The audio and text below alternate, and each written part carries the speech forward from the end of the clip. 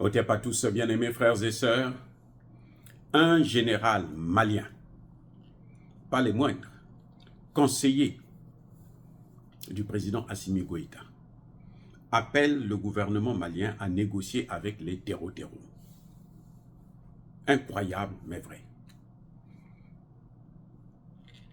Je remercie encore une fois de plus le Premier ministre Choguel Kokala Maïga qui a remis les choses dans l'ordre, qui a rappelé le rôle des militaires, le rôle des diplomates, le rôle des économistes. Celui des militaires, c'est faire la guerre. Ce n'est pas d'aller négocier, parce que ce ne sont pas des diplomates. Eux, ils sont là pour exécuter des ordres et protéger la population. Des gens qui ont massacré des peuples, on ne négocie pas avec eux. C'est pas moi qui l'ai dit, c'est George Bush qui a sorti ça pour la première fois. Il dit, on ne négocie pas avec les terroristes. George Bush, il a dit, je ne négocie pas avec les terroristes. Les terroristes, on leur fait la guerre, on les amène à la justice. Nous connaissons leur justice, ce que ça veut dire. C'est le repos éternel. Donc, mon général, si vous êtes fatigué, parce que la guerre que vous êtes en train de mener là, c'est une longue guerre. Ça ne va pas finir maintenant, ni demain. C'est pour longtemps, mais on va gagner cette guerre. Si nos hommes, nos militaires, continuent à faire leur boulot. Ils ont déjà fait beaucoup de bonnes choses. Maintenant, ce n'est pas à la fin. On sait que la tradition dit, un adage dit chez nous que c'est à l'approche du village que le fardeau devient lourd. Oui, ça devient difficile maintenant parce qu'on est presque vers la fin. Il faut continuer à mener la guerre contre les terreaux. Ce ne sont pas vos amis. Maintenant, pourquoi je dis ça? Il y a deux raisons fondamentales. La première raison, c'est que négocier avec les terreaux, c'est pour aboutir finalement à former un gouvernement d'union nationale avec les terreaux. Oui. C'est les intégrer dans l'administration, dans la police et l'armée. Et quand vous infiltrez des gens qui appartiennent à l'OTAN, ben c'est l'OTAN que vous mettez dans votre armée, dans votre administration. Mon général, je veux vous rappeler une chose. Peut-être que vous ne connaissez pas l'histoire des conflits. Je suis spécialiste de la résolution des conflits. Je vais vous prendre un exemple, celui du Congo. La RDC, la République démocratique du Congo. Pendant 18 ans, Joseph Kabila, un général comme vous, a négocié avec Paul Kagame, le grand génocidaire. Mais vous savez ce qu'il a fait? Chaque fois qu'il négociait, eh ben, ils prennent les Rwandais et leurs alliés, les Congolais même qui travaillent pour Kagame, on les infiltre, on les insère dans l'armée et dans l'administration. Il y a eu plusieurs rounds de négociations. C'est-à-dire, ils négocient aujourd'hui, et puis demain, ce qu'ils font, c'est qu'ils créent un autre groupe rebelle. On change seulement de nom. Et puis, ils vont aller vers les négociations. Kagame dit, il faut négocier avec eux, il faut négocier avec eux. Si vous ne négociez pas avec eux, moi, je ne vous laisse pas tranquille. Comme si c'était son pays. Il dit que non, ce n'est pas moi qui suis, c'est entre vous, mais il faut négocier avec lui. Et lui, quand vous partez négocier avec lui, il vous impose de négocier avec les autres. Prenez-les, mettez-les dans l'armée. C'était comme ça. Aujourd'hui, au moment où nous parlons, l'armée congolaise, l'administration de la RDC est infiltrée à 60%. Mon général, c'est ça la réalité. Et quand Tshisekedi arrive, il trouve une armée qui est infectée à 60%. Infiltrée par des Rwandais et des Congolais qui travaillent pour le Rwanda. Voilà ce que apportent les négociations avec des criminels, avec des génocidaires. C'est ça. Et du coup, Tshisekedi a des difficultés. L'armée congolaise ne peut écraser l'armée rwandaise même en une semaine. Le problème, c'est que Parfois, quand l'armée intervient, il y a un ordre qui vient d'en haut,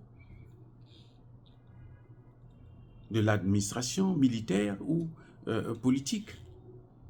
Parce que ce sont tous des corrompus. C'est ce que le Mali veut.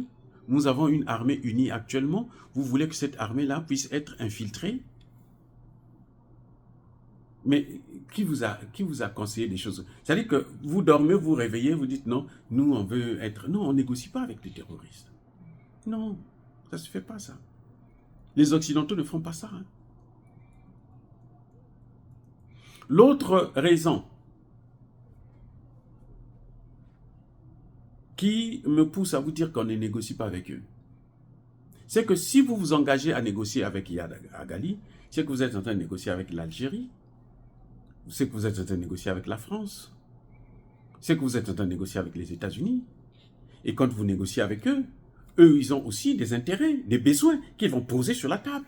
Que vous devrez, parce que la négociation, c'est quoi? C'est que vous vous rencontrez et puis chacun fait des concessions. L'Algérie vous demande Tinzaouaten maintenant. Pour faire, l'Algérie va avoir un grand Tinzaouaten. Vous allez faire quoi? Vous avez accepté de négocier. Il dit non, nous pour négocier avec vous, nous donnez cette partie-là. Parce qu'il y a le plus grand gisement d'or là-bas. Vous allez faire quoi? Vous allez leur donner ça? Mais puisque vous savez que c'est là où ça va venir, pourquoi vous allez négocier avec eux? Oh, c'est la Russie qui vous a dit qu'elle ne va plus vous vendre des armes? Ou c'est la Chine qui a dit que non, nous, on ne peut plus vous donner des armes? Ou la Turquie? Ou l'Iran? Mais non, on peut acheter des armes partout. Voilà. Donc, je soutiens la position du Premier ministre. Politiquement parlant, ça ne se fait pas. Et je veux vous dire en général, même si vous travaillez pour la France, vous croyez que la France va vous aimer. vous vous trompez. Votre Assimi Goïta, là, le président Assimi Goïta, s'il ose reculer devant les Français, ils vont la battre. Le jour qu'ils vont la voir, là, ils vont la battre. C'est leur principe. Ils sont comme ça.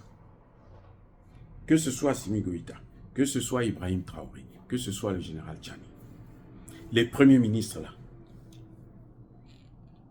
si vous commettez l'erreur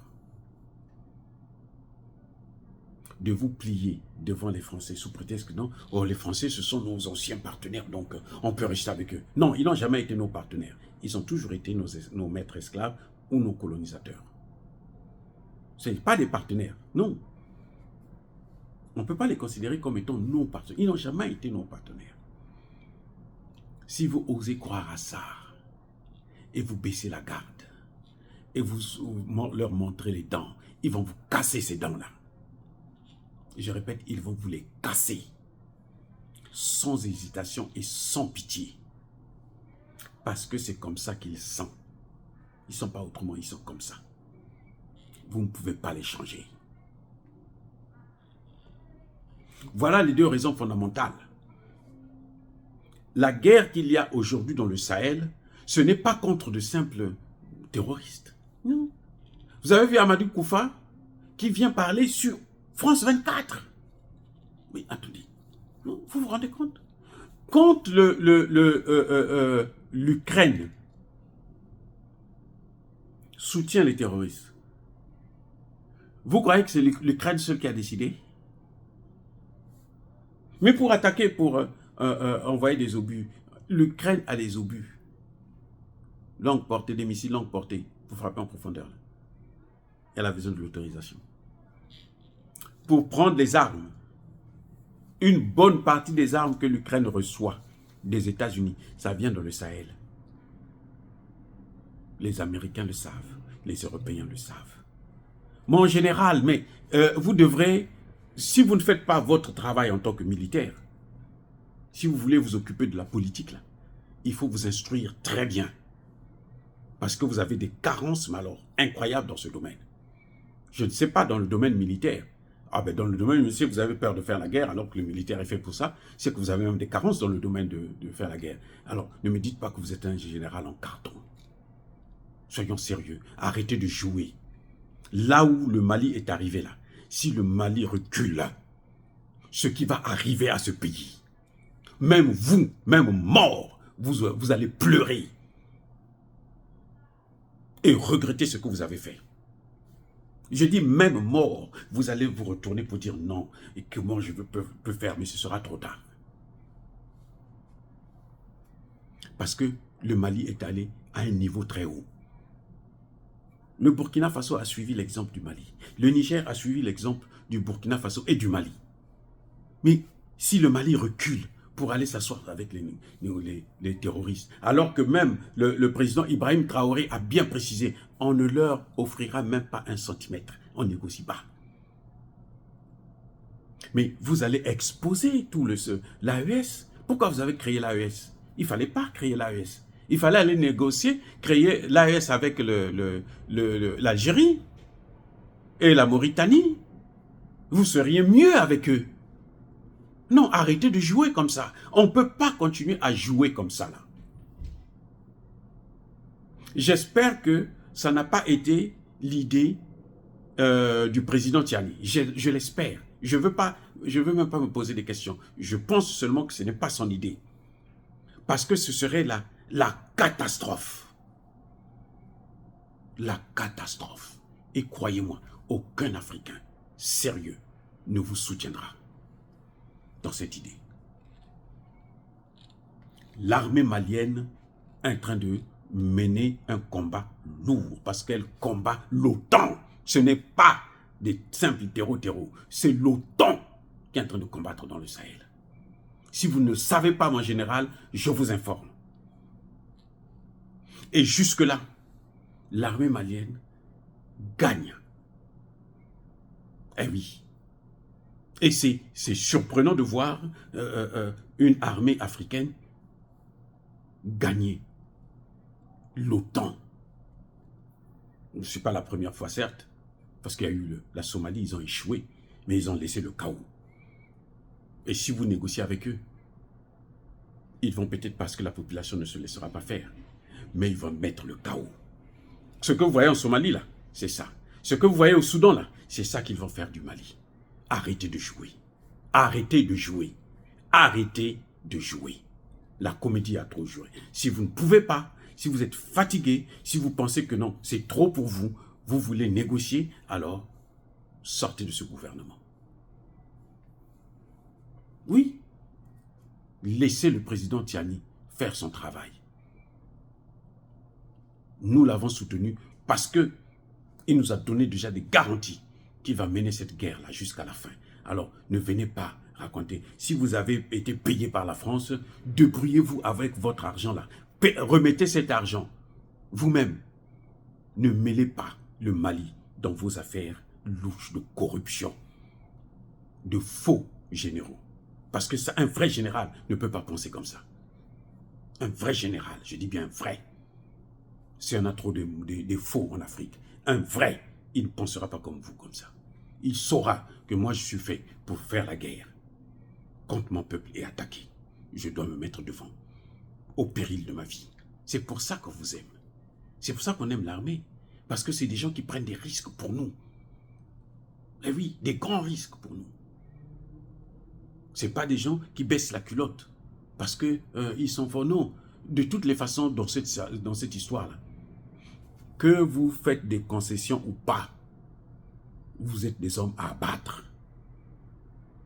Si vous avez pris de l'argent, peut-être qu'on va vous laisser. Mais le président Tiani, là, quel que soit ce qu'il peut donner à la France, quel que soit ce qu'il peut donner aux États-Unis, sa vie, sa tête est mise à prix déjà. Et personne ne peut enlever cette fatwa sur sa tête. Pareil pour Tiani, pareil pour Traoré.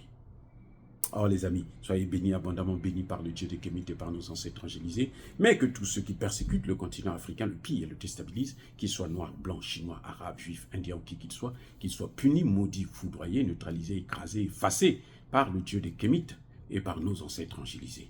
Vive l'Afrique éternelle, j'ai dit et j'assume.